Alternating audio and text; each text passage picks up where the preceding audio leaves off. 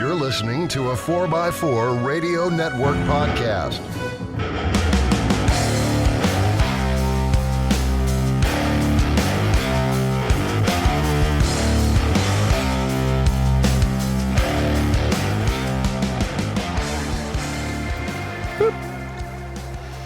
Hey, Jeepers. We're really here. We actually are here recording a show. Yes, we are. Although I'm going to tell you that while this show will be coming out after the hurricane comes churning its way up, we're recording it as it's out there in the Gulf of Mexico right now, off to our west.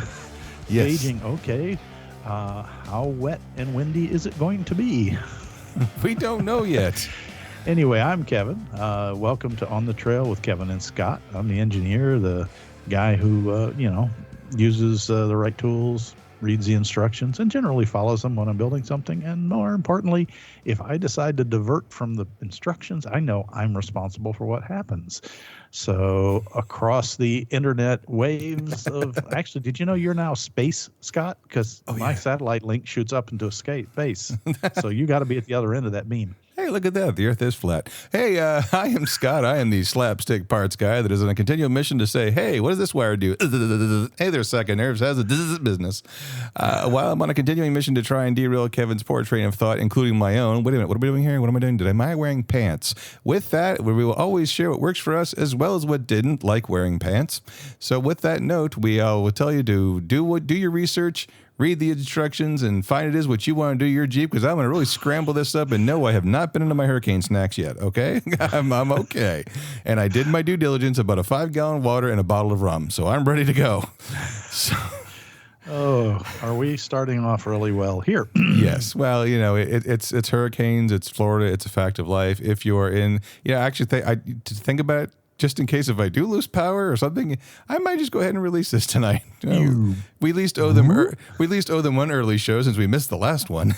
But yeah, we did. But we apologize that, folks. But life continues here, yes. And Monsieur Scott is definitely working on some changes in family lifestyle. Yes, and is rather busy. Yes, but I'm happy to report both of us are mainly healthy and happy for the most part. But with that, again, back to circling around. If you are in the storms, I'm going to go ahead and release this tonight, Kevin, if that's okay with you. That's fine with me. If you are in the storm's path, please take the evacuations, and. Yeah. Particularly if you're up there in the Tallahassee region, plus probably 80 miles on either side of that center line drawing.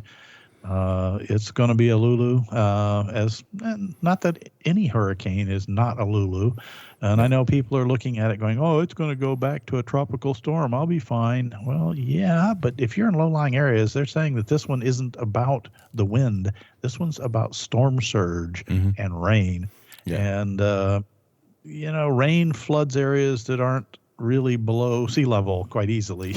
Yes. And so, if you live in that area and you listen to the show, you can get us anywhere in the country. You can get on any one of the hosting systems and find our show. So, you can leave home and get safe. Absolutely. I know a lot of people are leaving Tallahassee. A bunch of them are coming here, and a bunch of them are heading over towards the Louisiana directions, and a few are heading up in Tennessee. It's going that way, folks. It's chasing you. Yes.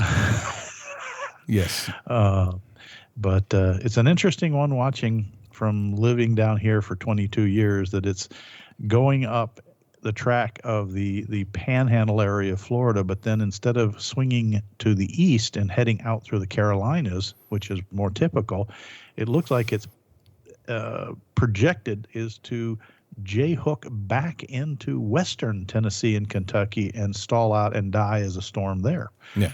So it's going to do things that most of these don't do. So just pay attention to the weather forecasts and keep an eye on it.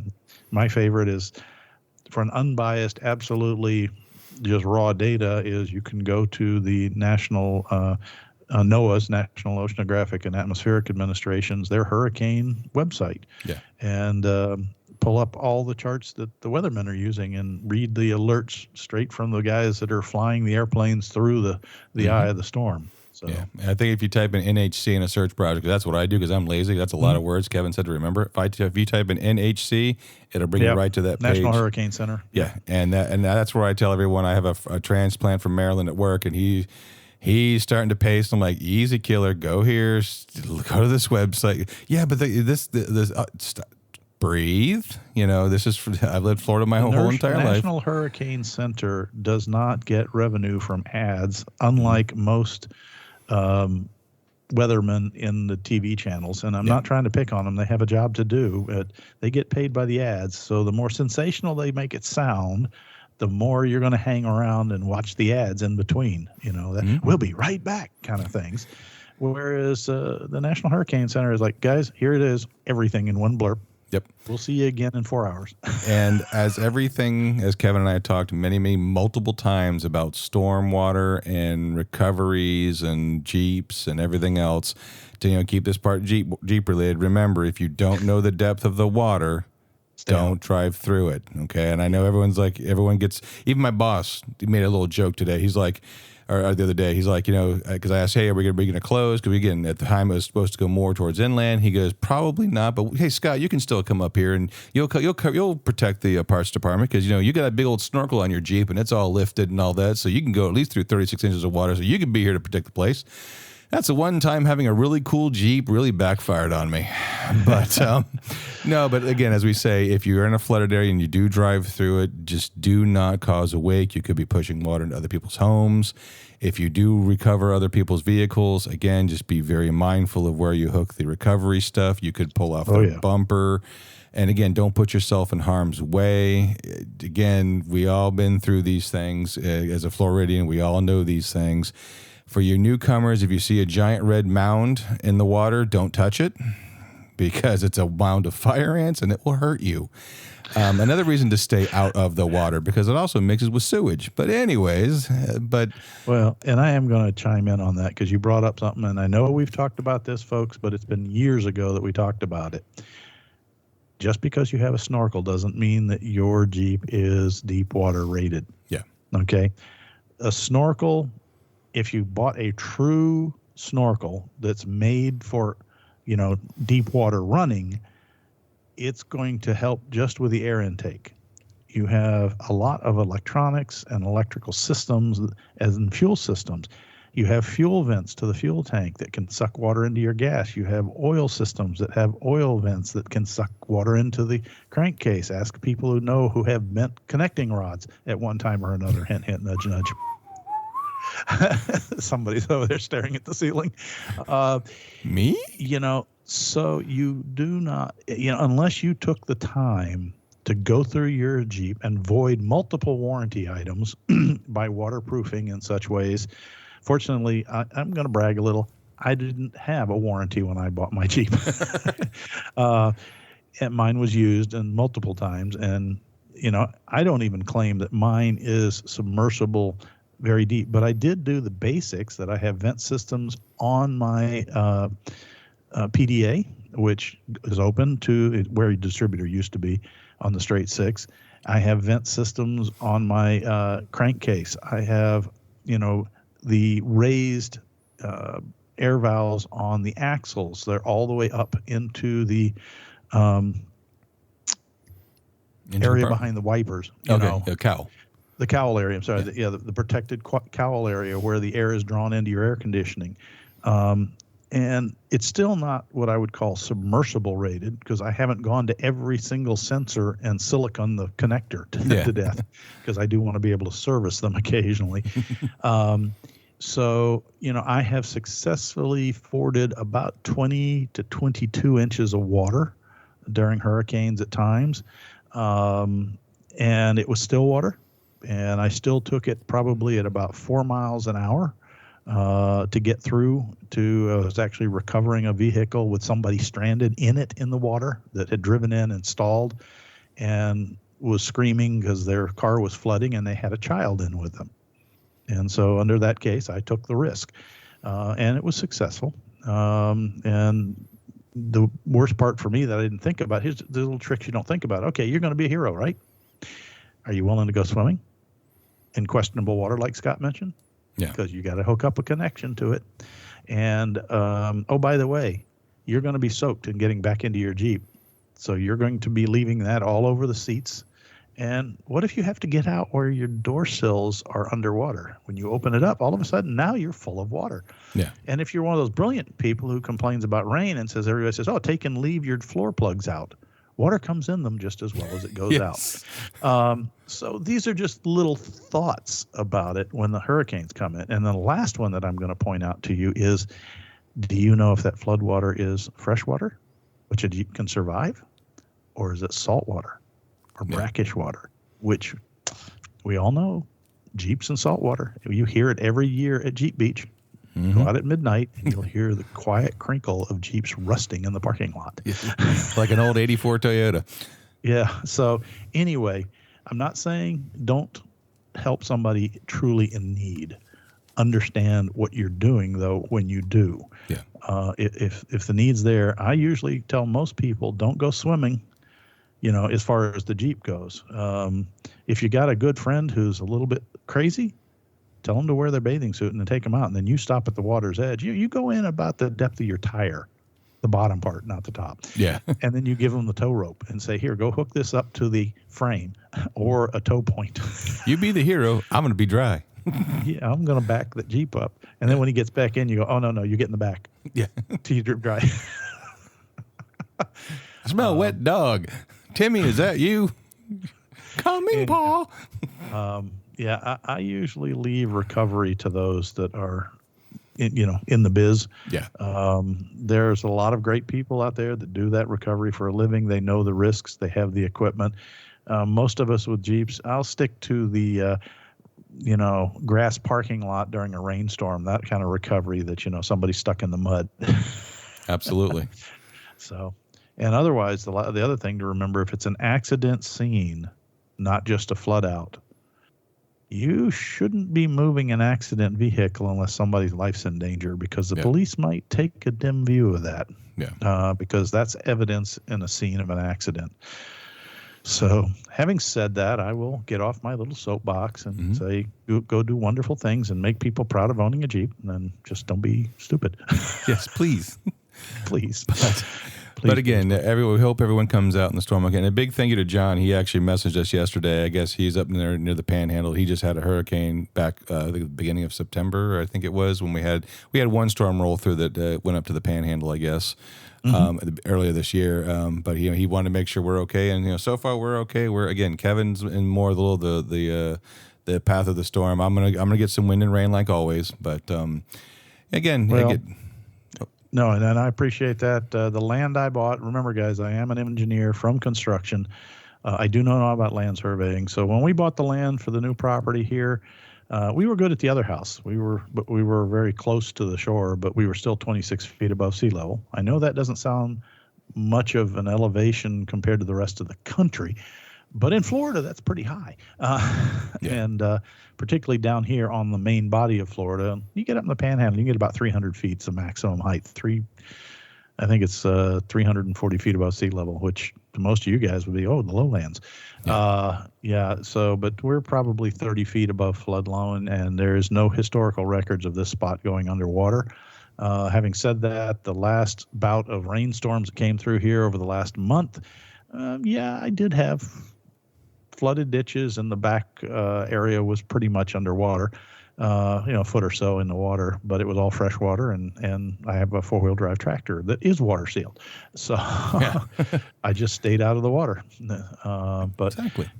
No, we're good so far. Went out and that was part of today's task. I went out and did a run up on the backup generator and checked the propane level in the tank. And I've got about 720 gallons of liquid propane outside, and a 1,000-gallon tank, and a 22 kilowatt generator just ready to roar in anger. Me, I just got my 3,500 with a small tank of propane, but again, I'm right next to the school and the municipalities and everything else, and most of the power near my area is underground, except for my street, because I had one of the older houses built. But, statistically, we've only been out of power maybe a couple hours. So if I have to, I'll drag out the generator and fire it up. But again, I should have test fired it over the weekend. But hey, guess who didn't? It wouldn't be me. You did shut off the fuel and run it dry Yes. last time. Yes. Okay, good. Then it's probably going to start. It actually, last time it ran is when you did it. Oh, okay. Yeah, folks, that's a little free generator trip. Yeah. Tip is whenever you run your Jenny, never shut it off with the key switch. Turn off the fuel petcock and let it burn the carburetor bowl completely clean and dry. Yep. And if you're really, really picky, like, well, I'm that way, and I did on Scott's, is that then we took the plug out of the bottom of the carburetor and let it dribble into a rag until it was completely dry. And then you won't have a gummed up, stuck needle seat that won't let the thing start when you need it during a hurricane. Yeah. So, hint, hint, nudge, nudge. Yes. And never run them inside the garage, carport, or on your back porch. 20 feet minimum away from the house if you do that. Yep. But yep. other than that, there's a couple little updates I want to say. First off, I'm happy to report that the Gladiator windshield the camera system did not need to be reprogrammed. So that's good. So my opinion on that is that, like we talked about last time, I would hold off getting it calibrated because you might not need to. Right. Again, that's where I will concede to most people saying it's a money grab. I will say, you know what? They're probably right. Now, again, that's on the Gladiator. Other brands may be different. Some vehicles have the safety sense where it reads stop signs, and mine doesn't do that. So that might be the reason why, but everything seems to be working as functioned. So, and the other thing we did is I got a little bit of drippy drips. So I either have the good old rear main seal leak, which sometimes can happen, but I may have an oil cooler leaking, which again, it could be either or. So I did a couple things. I went ahead and removed the Baxter oil filter adapter, which is nice because it is removable when you have to do warranty work. But which you're going to be doing. Yes, and the only thing I will say is if you have a compressor like they tell you to have, because you have to purge the oil out of the system. It was kind of funny because as I fired up my compressor again, I always leave the petcock open at the bottom. I'm like, and of course it starts going followed by a 4-letter word when I realized I left it open, which is again apparently a good thing when I talked to Kevin. So I went ahead and shut the petcock, and then I got a little blower hand because I wanted to blow some leaves off the cowl. I'm like, while it's coming up, I'll just do this, and I had water in my hand. I'm like, I have to use an air chuck. Thank you, an air chuck to purge the system. And I'm like, now again, Kevin and I talked because I kind of started thinking about this. I'm like, am I introducing a lot of water into my system? But then I kind of realized Kevin said he'll come up with the engineer speak. Long story short, never had chocolate milk, but it did kind of make me have a little question on that. But again, we live in Florida, folks, and Florida's humidity. Let's see. Right now, I'm looking at my little weather station, and we're having a cool day because it's cloudy and the hurricane's coming. Yeah. It's 86 degrees and 72% relative humidity. Uh-huh. Think about that for a minute. A temperature and humidity get real close to each other. And you take that air and you squeeze it and shove it into a tank, okay? Go from 14 PSI atmospheric pressure to, I don't know, what's yours run? About 150? Yeah. 150. So you're compressing it by a factor of 10. It's going to hot. squeeze out a big, well, not only that, then it's not the hot part. It's once you squeeze it and then it hits the tank and cools down, all that water rains in the tank. That's why you normally see an air-water separator on most compressors. Yeah. Now, the small ones like I have and Scott have right now, since I don't have room for one of the big ones, we often don't use those. And because we usually leave the tanks open to dry, which is good to leave the petcock open when it starts in case it gets lazy. That also happens inside the compressor itself, so it's going to spit out. But is that really going to get you in trouble for a Baxter? And the answer is probably not. Yeah. Now, if you blow it dry and then leave water in it, yes, that would be ridiculous. But you're blowing the oil, and any little bit of water in the vapor for the compressor is going to follow that oil down into the pan. And why are you blowing down the Baxter? So that way it doesn't. You're going to change the oil. Yes. So you're going to open the pan and drain out any of that water. Yeah. And then what little bit left that didn't also get picked up from the atmosphere when the oil goes out, air goes in, and in Florida, you're taking a chunk of water with it. You fire up the Jeep and you get it up to temperature and you drive it to work, which evaporates the water out. Mm-hmm. People who do a lot of, I'm just running 2 blocks down to the, 7-Eleven and for, beer, potato chips, French dip or whatever. Coming back and then because the temperature gauge never moves. Well, yeah. One of the things, if you actually read an owner's manual on any vehicle, it's about get it up to operating temperature regularly, and keep it there for half an hour. And that's specifically to drive off moisture in the oils.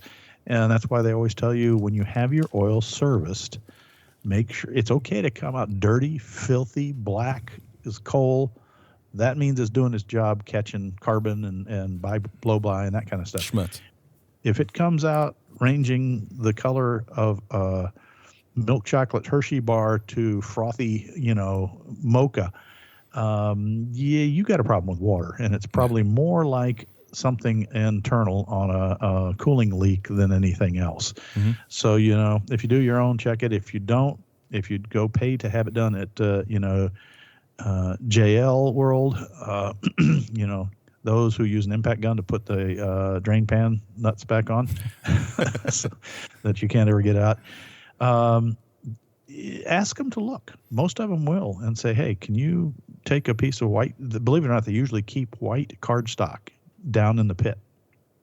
And they use it most of the time to go dip in your differential to say, oh, look at this dark oil. Here's new with a bright, shiny piece of clear oil, and here's this dark to make you think that it means it's ruined, and it's not, because it's not as hot as an engine. But they can take one of those dips and dip it into the stream of the oil if you're worried about water. And you can look at it, and if it's black used oil, brown to black, it's not a problem. But if it's mocha, milkshake colored, okay, why do I have water? Yeah. But yeah, the fact that Baxter uses compressed air, unless your tank is so full of water, and water being heavier than air, it's going to sit in the bottom of the tank. And if you notice, where's the outlet where your pressure gauge is set, Scott? Top of the tank, right next to the compressor. Top of the tank. Yeah. So you're not going to be introducing that much water. And considering the way you drive your Jeep, you have more miles on your, what year's your Gladiator? 2020. It was first year. Yeah, I got 86. 2020 Gladiator. I have an 05 TJ. You have more miles on your Gladiator than I have on my TJ. So, yeah, you're not going to have a problem with water condensing and creating. And folks, the real thing about water is the oil still lubricates around the water molecules, but the acid byproducts that collect in the oil that the oil can control gets into the water, and the water itself becomes acidic, and the oil can't control the acidic water, and then that does damage. And it was bad enough when we had cast iron engines with steel cranks and cast iron heads. Now we've got aluminum blocks or cast iron and aluminum combinations, and the acids can do a number on those metals. So yeah, we don't want it wet, but the little bit from a compressed air, is not a bad thing. Yeah, but it is nice that the Baxter can be removed, returned to stock easily, and then you go in for warranty. I love it from a guy who actually works at a dealership is telling people how to. But anyway, hey, it's firsthand information, right, Scott? Hey, you have no idea the stuff we see every day on the Tundra side. And speaking of Tundra side, Tundra side? I was going to ask you about or Tacoma side. Moving on. So, careful when you're off-roading, kids. This one's from the Tales from the Dealership. We had a customer come in that we're going to call him George of the Jungle. And basically, quote, lost power and the engine shut off and they hit a tree. Well, the Tacomas have lots of Toyotas have a recall right now for the low pressure fuel pump because there's a low pressure on the tank side and the high pressure on the valve cover because they use a GDI system, or direct injection, excuse me. And long story short, the vehicle shut off, and he said it was my fuel pump. So Toyota engineers come out and go, no, it works as designed. Something else happened. Well, my technician goes to replace the fuel pump and finds a stick jammed into it went up over the frame rail because someone was off-roading, and it punched into the ECM on the fuel pump ECM and ripped out one of the wires or a couple of wires out of the plug, and that's what caused their fuel pump to shut off. So if you're going to be driving in your vehicle in off-road situations, Kevin and I talk about speed just breaks things faster. It's clearly someone was in the middle of a skinny pedal situation because, the sticks don't fly up over a frame rail at slow speeds and jam, at least that I mean, again, stranger things have happened. This is off-roading. So just be careful when you're off-roading, guys, because sometimes things just happen. I think Kevin had a good spot on that because it's probably a good thing that he did. His engine did stall out because had it not, hitting the tree might have been a little more violent. The thing is that even though your fuel pump quit and your engine stalled, you still have brakes and you still can turn the steering wheel. Yeah. I have a feeling he went over a brush or something that had a branch that was down on the ground or something to get that stick up into the frame. And that in itself probably jerked the truck sideways. And, what's the first thing most people do? Slam on the brakes. Yeah. And, but he ended up in a tree. And I'm sorry for him. I mean, it's just. Yeah. But, off-roading, as we all know that truly do it, and is about control, about precision, about picking your line. Mm-hmm. What was the thing, in Indiana Jones? He chose poorly. Well, like when you and I used to teach the off-roading classes, I always tell people, if you're looking around and everyone's telling you to hit it a little harder, and you start looking up and you look down to put your Jeep in reverse or drive, and you look back up and everyone's holding their cell phone, stop. You're about to be an internet meme. All right. When everyone has their cell phone up, they know you're about to spend some money. Stop. Yep. Get out, reassess the situation, walk it, and see what you got going on. Well, then again, I would ask, what's your goal? Maybe your goal is to become an internet sensation, in which case I would just pay up my health insurance and make sure that I had a good 5-point harness. My checking account says no. Correct. On the other hand, if your goal is to make it to the top, then I'd analyze it and pick a better line. Yeah. But that's to each their own, and I do recognize that. I tend to be the one who likes to arrive at the top in one piece or the goal, whatever I'm going to, because for me, it's about getting somewhere that I can't get without four-wheel drive.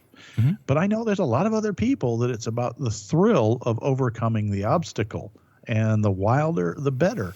And okay, if that's your thing, build a good roll cage, please, and have a five-point harness, because as many of our friends that do live that way, they have visited the topsy-turvy world. Yeah.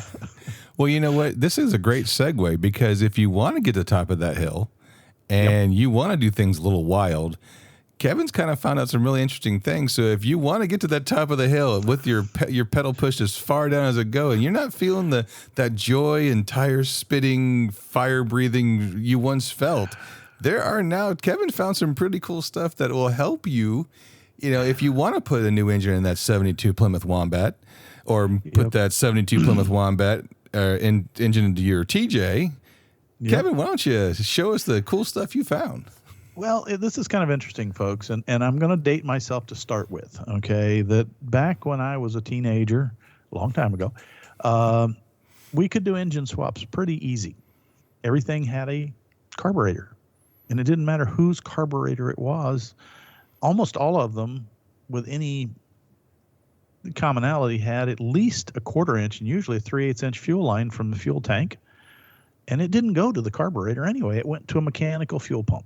All right. So you just had to go down to the plumbing store and get either an adapter or something like that so that you could get that line, hooked up to the fuel pump on whatever engine you were using to swap in. So, hey, that was easy. The biggest challenge was, oh, well, my fuel pump on my car is on the left side and this is the new engine's on the right. Okay, you make a crossover pipe. This is not rocket science. Electronics didn't exist, okay? You had a coil. Your biggest concern was, do I have a 912 ballasted system or a straight 12? And if you don't know what that means, you're young. Ballast resistor. And that's in the old systems. You originally had your coil was 9 volts, and you had a ballast resistor, a little white ceramic block or a little coil spring on your firewall that your key switch went into, and then out of that came to your coil. But there was also another wire that came from your key switch that brought 12 volts full to the coil. And when you hit the cranks part of the key, the full 12 volts went to a 9-volt coil to make a hotter spark to make the engine start easier. Yeah. But as soon as you let go and it went to the run position, it switched back to running through the resistor, which dropped the voltage to 9 so that the coil wouldn't melt on the side of your engine. And people who made the mistake and wired them wrong learned that the hard way. Yeah, exactly. And the point to that is that swapping engines was mostly about making it fit and then hooking fuel and electricity. And then if you wanted it quiet, you figure out some kind of exhaust. Otherwise, you just let it dump out, the bottom end and roar on away. So that was back when you could put anything in anything without a degree in electronics and computer sciences. Chuck, I'm sorry. I'm trying to become. You talked about and making the engine fit, and then I remember one of my friends when I was a long time ago. This is before Jeeps. I had a friend of mine. We were working on his car, and he goes, "Hey, hand me the firewall adjustment tool." The what? The big hammer. The big hammer. Because he couldn't get the distributor to clear. Was it the GM that had the distributor at the back or the front? Ford had them up front. GM had them in the back. Okay, and particularly when GM came out with the high energy ignition coil on the top of the distributor. That sucker went from about 3 inches in diameter to about 6.5. And yes, many a firewall got redesigned, readjusted with a ball peen hammer and a sledge. And a running start. And so that was kind of a heyday. If you look back into even the 50s, but the 60s and 70s, I can remember swapping engines and putting a Chrysler and a Ford or a Ford into a GM or GM and a Chrysler. But it all happened. It was like your dad. Scott's over here dying. Well, no, because your dad had the truck and you were putting engines in that thing. Like I was putting it in. Yes, my dad had a C10. Not understanding, he's a mechanical engineer, and he didn't quite catch the part that a C10 is only a half-ton truck. And when you start pulling 2 hay wagons around, full of hay and whatnot, and it would bust gears or blow transmissions or pop a rod. And one of the last things I did for my dad was I built him a 383 stroker, put a TH400, which is a 3-speed heavy-duty transmission out of an RV with the heavy pack clutch packs in it. And then upgraded him to a corporate rear axle, out of a 3/4 or 1 ton, so that he'd quit blowing it up because I was going away to college. And, that was the sort of thing you could do because the commonality of systems, you could kind of make anything fit. And then we started seeing the inroads of those little ignition systems and electronics and those things. And all of a sudden, it took a little more work to make the engine swap work. Almost everybody went backwards. Almost nobody went forwards because at least backwards, well, I got a key switch. I'll find power somewhere. you know? And then we started to get into computer controlled, even the fuel system, high pressure fuel systems, even in your Jeeps. They started in the 40 PSI range. Folks, a carburetor needs 2.5 pounds of pressure. That's why that old mechanical pump on the side of the block, if you're old enough to remember those little things driven off the cam, could quite happily pump fuel. And if you had a glass bowl in either the pump or the carburetor, you could actually see these little spittoons of fuel flowing in. It wasn't a whole lot. Yeah. As opposed to nowadays, we're looking at 65 psi as a standard, and I've seen them up over 100 psi on the high pressure systems. They're fire hoses. Okay, no wonder we're getting a couple thousand horsepower. So you start to go, oh, okay, how do I do this? How do I make these systems interact? And traditionally, throughout the 90s and in the 2000s, and even recently up until the last 5 years, you kind of had to take the entire system from your donor vehicle. If you look back on anybody that was doing LS swaps, they were all talking about, get this model of ECU, get that model of ECU, get this part of the wiring harness, get that part of the wiring harness. You got to go get this reprogrammed to take the security system out, the VATs or the various different. Every manufacturer has their own name for their security system. Oh, you'll need this kind of a mass airflow center. No, this one uses a temperature coolant bulb system. This uses a mesh grid system. You had to have almost a degree in comp sci, computer sciences, as well as engineering, to successfully do anything other than to pull an entire system from the battery to the engine and exhaust and move it over. Because if you didn't hook up the right temp, the ECU didn't know what temperature it was, or not be happy because it didn't have an oil pressure sensor in the right situation. If it didn't know cam timing versus crank timing, nothing behaved itself.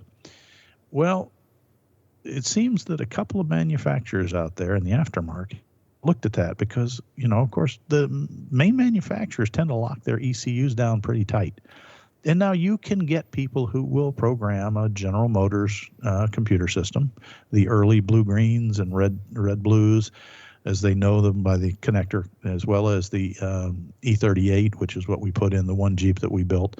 But you still have to have somebody with a specialty piece of equipment, usually an HP tuner, and know how to use it to adjust the fuel mapping, to remove the security things, to change the interfaces. Even then, once you get the computer where you can use it, you're still stuck with having to get all of the factory-style sensors and the wiring harness to run them. And you find out soon enough that some, quote-unquote, of the wires are impedance balanced. It's actually the sensor that's impedance balanced, which simply means the computer has to know the resistance from its terminal to the device, because it's using the resistance as a value, basically, let's say a thermostat.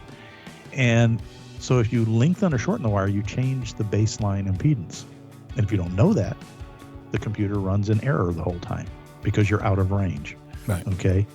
All of that kind of stuff makes engine swaps challenging. Yes, there are people out there that do it for a living, bruiser conversions and that stuff. And price tag, you see why they can do it. They've invested time, energy, thought processes, training people. Oh, what's changed in the world? Companies like Holley, Lynx. You there, Kevin? I think I lost you. You lost me? Yeah, I lost you at Lynx. You said companies out there, and then you said a couple, and then you went to Lynx. I just took a picture of the time. Okay. Yeah, your screen froze. So let me start back over. Yeah. And so some companies out there, like Holley, and over in Europe, Lynx, as well as I think Edelbrock and a few others, are working on, but I know Holley's actually produces new ECUs that are standalone units. They're OB2. We lost you again. Hello, everyone. Well, as Kevin and I was recording this, we started feeling the first effects from the Hurricane Helena. I don't know which one they're using now, but long story short is, so this can be a part one, and we'll have the part two up here as soon as Kevin and I get a chance to record this. So with that, again, any comments, questions, or concerns, feel free to answer us or message us or email at onthetrailpodcast@gmail.com. And so, yeah, but thanks again for your all patience. Have a wonderful day, and we'll catch you on the flip side. Bye.